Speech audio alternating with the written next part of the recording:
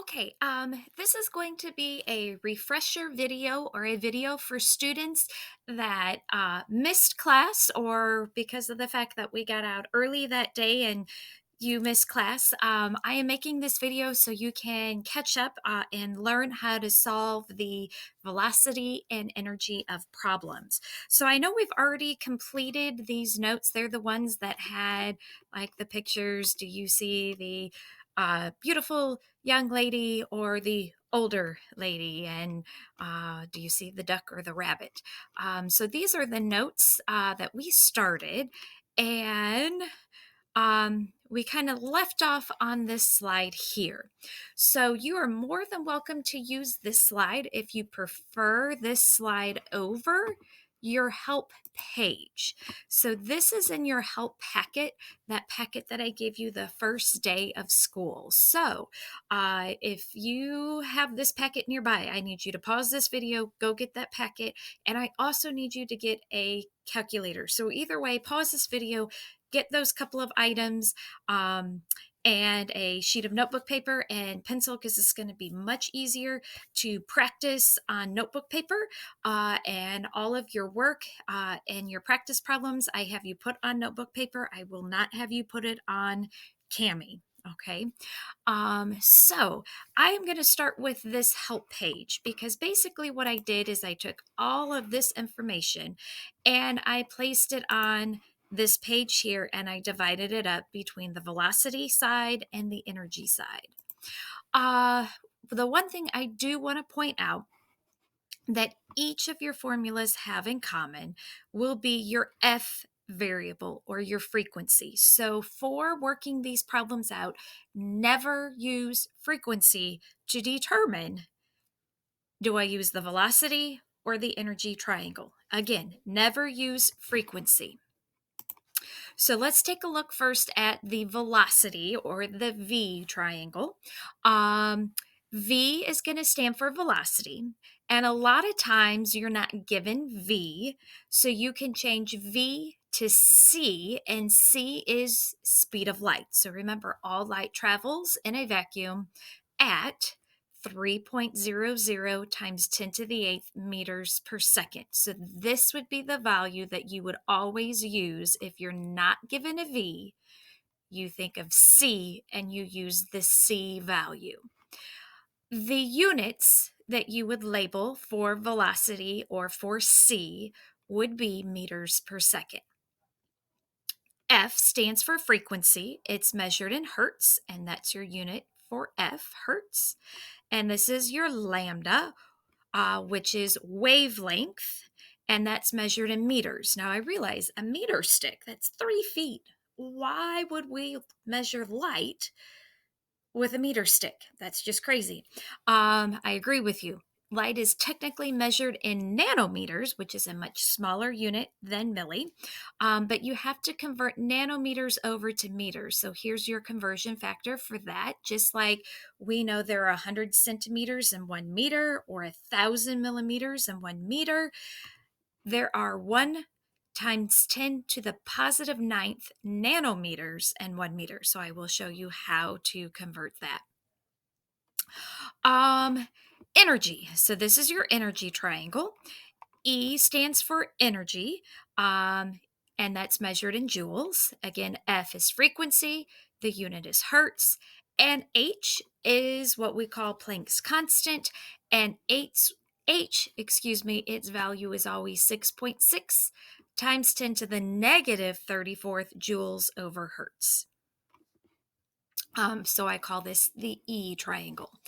So remember, just like the density triangle, these work the same way. So if you're solving for V, cover up V. So pretend that plus sign is your finger and you're covering up V. That means you're going to multiply F and lambda because they're right next to each other. If you were solving the same thing here for E, the same thing with E, if you're solving for E in this case, you're going to multiply Planck's constant times the frequency. If you're solving for frequency, you would cover up your F and you're going to have V over lambda or C over lambda. So that means you're going to divide V or C divided by your wavelength or lambda. And the same thing, if you're solving for lambda, you cover up the lambda symbol, and it's going to be V or C over F or frequency. So V velocity or your speed of light constant divided by your frequency that you're given. Um, in your energy triangle, if you were solving for frequency and you were given your energy, you would cover up your F, which means that you're going to have energy divided by your Planck's constant.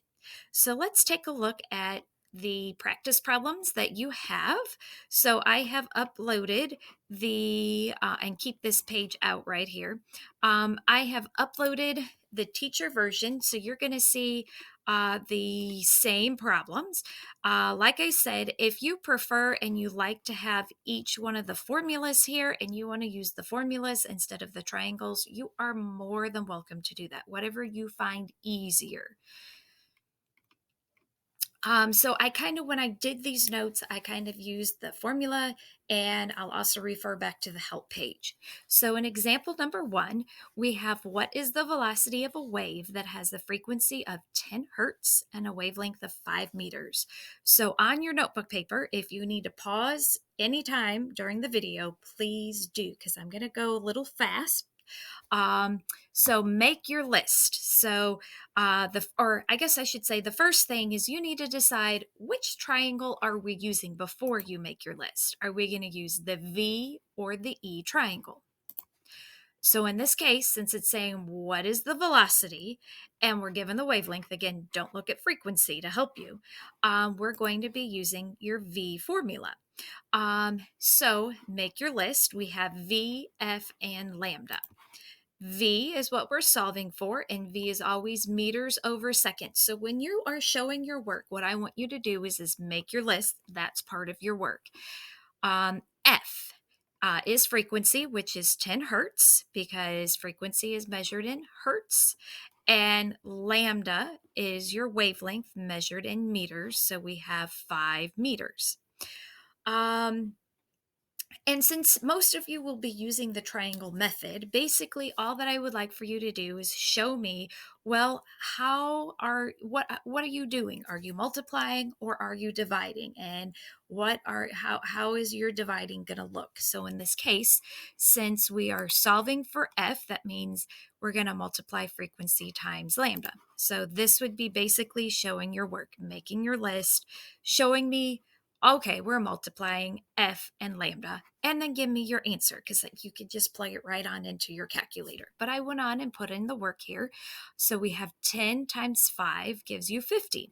The other reason why I wanted to show your work with this one is because you're going to notice that the units don't cancel out or come together with your velocity triangle. We have hertz, and then we have meters. Where in the world did seconds come from, and where did hertz come from? So that's where I'm basically going to say chemistry ends, physics begins. I'll be more than happy to walk you through it, but I wanted to use units that were very familiar with chemistry versus more of the physics units. So that's why I really want you to just make your list and include your units in your list so you get that label down and that point for your label. Take a look at example number 2.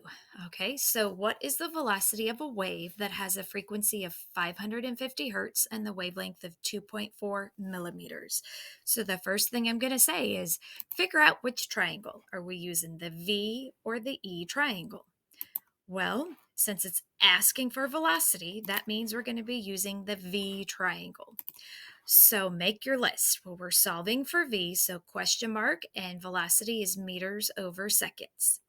The frequency is 550 hertz, and lambda or wavelength is 2.40 millimeters. Now, again, remember, you have to have it in meters. So you can either use the King Henry method and move your decimal point over 3 places to the left, or use stoichiometry where you divide by 1,000. I don't care whichever way you prefer. So now, if we are solving for v, we cover up v. That means we're going to multiply frequency times lambda. And we're going to find out our velocity is 1.32 meters per second. Taking a look at example number 3. What is the frequency of a wave that has the wavelength of 2.3 times 10 to the negative 7th meters and the velocity of 1.5 times 10 to the 8th meters per second? The first thing you need to do is ask yourself, are we working with the V or the E triangle? It's saying frequency, and we don't want to use frequency. So go to the next one. Here it says wavelength and velocity. So that means we're using our V triangle. So make your list, V, F, and lambda. So velocity is 1.5 times 10 to the 8th meters per second. Frequency is what we're solving for, measured in hertz. And lambda is 2.3 times 10 to the negative 7th meters, or your wavelength here. So since we're solving for frequency this time, you cover up the F, which means you're going to have V divided by lambda. Okay, so we have V divided by lambda. So here's your list. Here's how we are working with solving, and then you can solve your answer. Really watch how you enter your exponents, okay? If you're not using the EE button, make sure, and or you're using the times 10 to the caret, put parentheses around your number before you hit division, and then another set of parentheses around this number. Otherwise, your exponent will be incorrect. So you'll take your velocity divided by your lambda or your wavelength, and you get 6.5 times 10 to the 14th hertz. Problem number 4. It says calculate the frequency of a quantum of light or a photon of light that has the wavelength of 6.0 times 10 to the negative 7th meters. So we're going to decide, what are we going to use, V or E? Well, in this problem, we're asking for the frequency, and it doesn't say anything about velocity, but it gives you wavelength. So this is how you know that you are working with the V or velocity triangle. And since we're not given V, we're going to substitute V for C and use our speed of light constant. So the 3.00 times 10 to the 8th meters per second. So we'll change V to C. Frequency is what we're solving for, measured in hertz. And lambda is 6.0 times 10 to the negative 7th meters. So since we're solving for frequency, we're going to divide. So we'll have 3 times 10 to the 8th divided by 6 times 10 to the negative 7th. Make sure you use the negative sign, not the minus sign. And you get 5 times 10 to the 14th hertz. I'm going to go back here for a second. A lot of your practice problems in those first set of practice problems that I gave you, you're going to use the speed of light constant for V. So just a helpful reminder there. Majority of the time, that's what you will do. So example number 5 says calculate the energy of a photon of radiation with a frequency of 5.0 times 10 to the 14th hertz. So this time we know we're using the E triangle because of the fact that it says calculate the energy. So H is Planck's constant. Frequency we are given of 5.0 times 10 to the 14th hertz. So when you are solving for E, cover up E. That means you're going to multiply Planck's constant times your frequency. With this one, your units do cancel out, and you get 3.3 times 10 to the negative 19th joules.